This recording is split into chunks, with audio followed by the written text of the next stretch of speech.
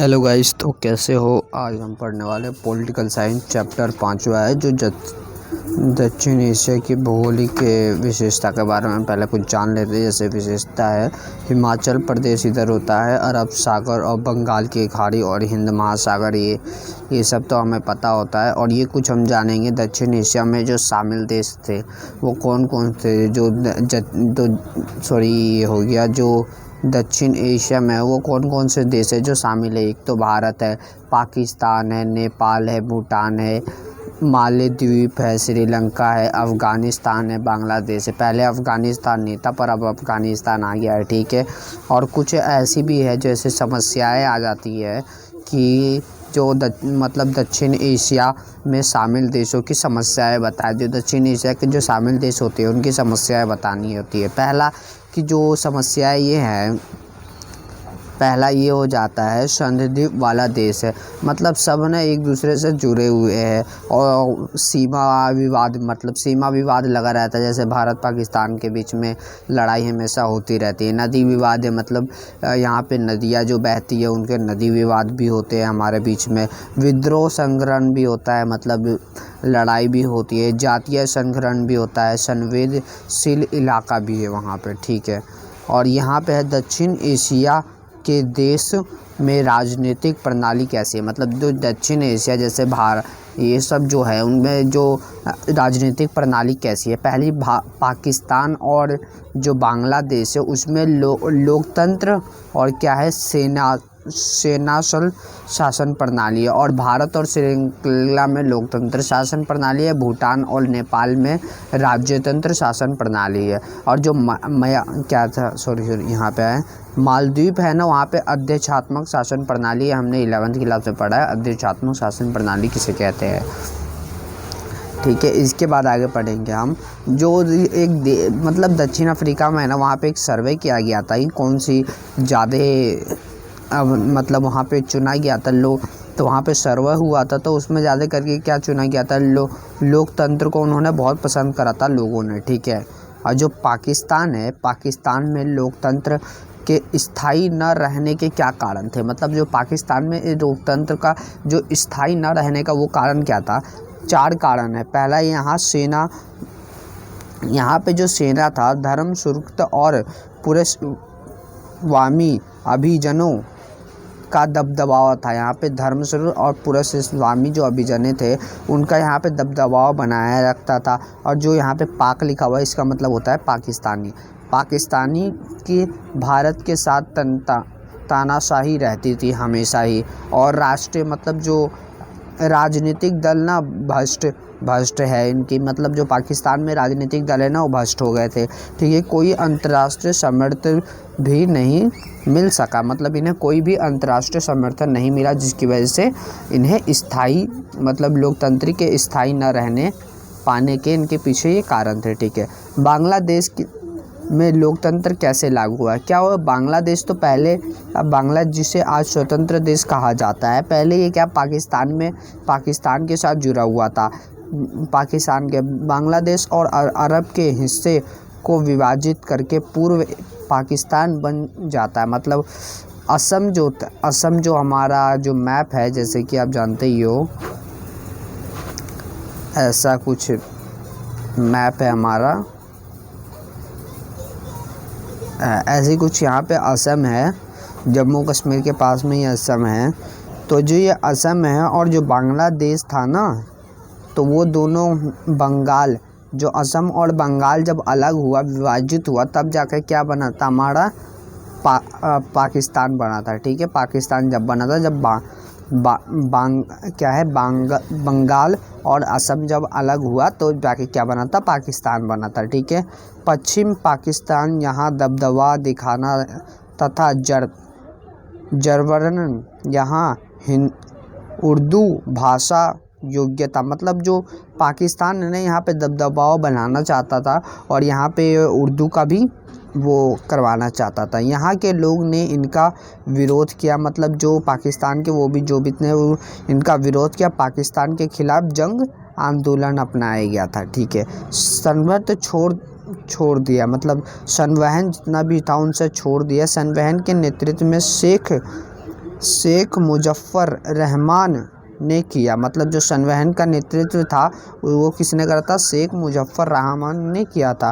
पूर्वी क्षेत्र के लिए स्वायत्तता की मांग कर दी।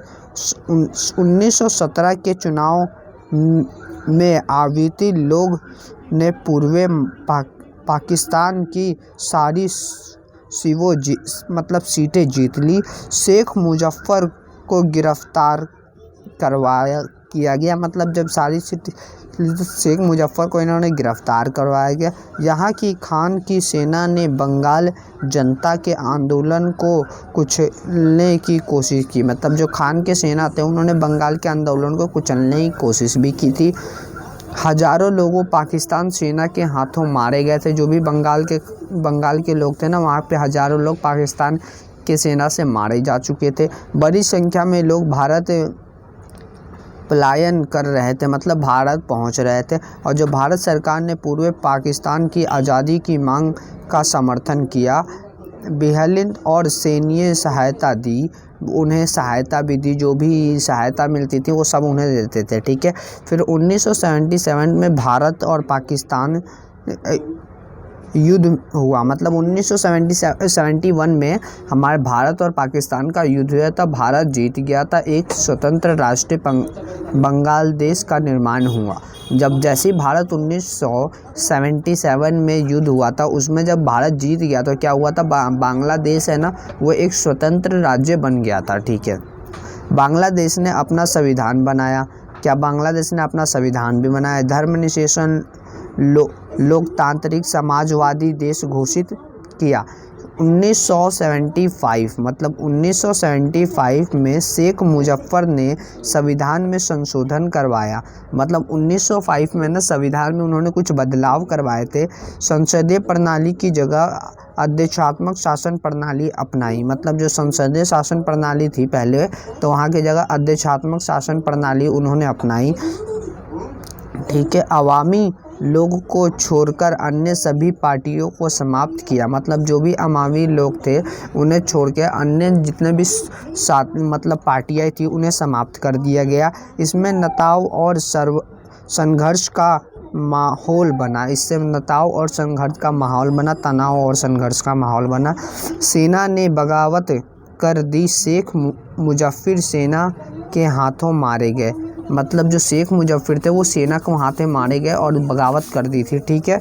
सैन्य शासन जिया-उर-रहमान ने बांग्लादेश में नेशनल बनाया। जिया-रहमान की हत्या हुई, जनरल HM इंस्टाड आए, ठीक है। जनता तथा छात्रों ने इनके खिलाफ आंदोलन किए। 1990 में पद छोड़ा। फिर 1991 के चुनाव के बाद से यहाँ लोकतंत्र कायम है। मतलब कि यहाँ पे क्या हुआ था कि संशोधन करवाया गया था। किसने करा था? शेख मुजीब ने करा था, ठीक है। वहाँ पे अध्यक्षात्मक प्रणाली लाई। फिर यहाँ पे आंदोलन हुआ। फिर यहाँ पे जियारंग क्या नेशनल पार्क ने बनाया और फिर यहाँ पे हुआ आंदोलन। फिर उसके पद से छोड़ने के बाद क्या हुआ? चुनाव फिर दोबारा हुआ। फिर लोकतांत्रिक कायम हुआ, ठीक है, बांग्लादेश में।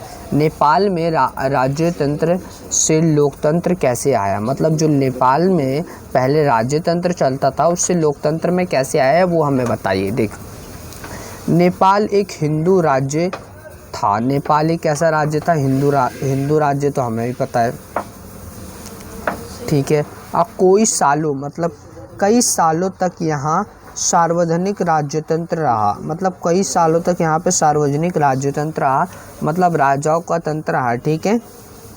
यहाँ की जनता तथा राजनीतिक पार्टियाँ अस्थायी शासन की मांग उठाने लगी। मतलब जो भी यहाँ के नेता थे वो सब अस्थायी शासन की मांग उठाने लगी थी, ठीक है। राजा ने सेना की सहायता से शासन पर नियंत्रित बना लिया। मतलब राजा ने जो भी सेना की सहायता से ना जो भी शासन पे था ना वो नियंत्रित उसने बना लिया था, जिससे यह लोकतांत्रिक की राह रुक गई। लोकतांत्रिक की राह तो रुक गई थी बीच में।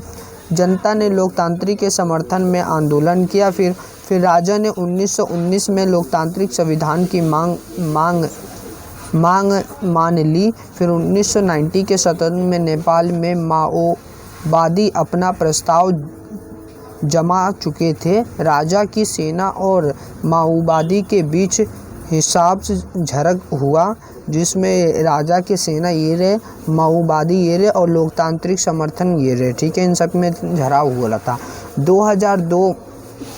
202 में राजा ने संसद को भंग कर दिया, मतलब 202 में जो राजा थे वो संसद को भंग कर दिया था, ठीक है। जो थोड़ा बहुत लोकतांत्रिक भी था वो भी ख़त्म हो गया था बिल्कुल। 2006 में एक बहुत बड़ा आंदोलन हुआ। इसके बाद राजा ने अपनी बात मान ली और संसद को बहाल कर लिया।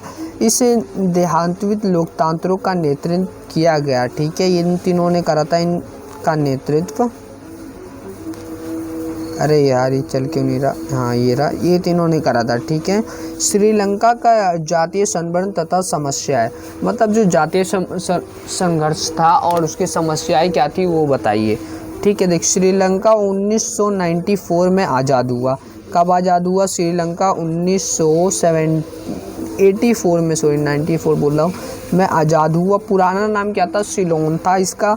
और आज़ाद के बाद इसे सखर लोकतांत्रिक कायम कहा। मूल निवासी इसका सिंघली है और समस्याएं जातीय सर्वग्र थी और विवाद तमिल और सिंघली लोगों के बीच विवाद था, तमिल और सिंघली लोगों के बीच। भारत के तमिल लोगों जो क्या श्रीलंका जा रहे थे उसका विद्रोह वहाँ के मूल निवासी सिंघली लोग करते थे। सिंघली लोग कहते थे कि श्रीलंका केवल उनका है, तमिल को वह कोई रियायत नहीं देनी चाहिए। 1990 के तमिल के संगठन मीटिंग का श्रीलंका को सेना के साथ संघर्ष चला। तमिल इल्म तमिलों के लिए श्रीलंका में एक है। भारत को तमिल जनता का भारतीय सरकार पर दबाव है कि श्रीलंका में बसे तमिल के हितों की रक्षा की जाए।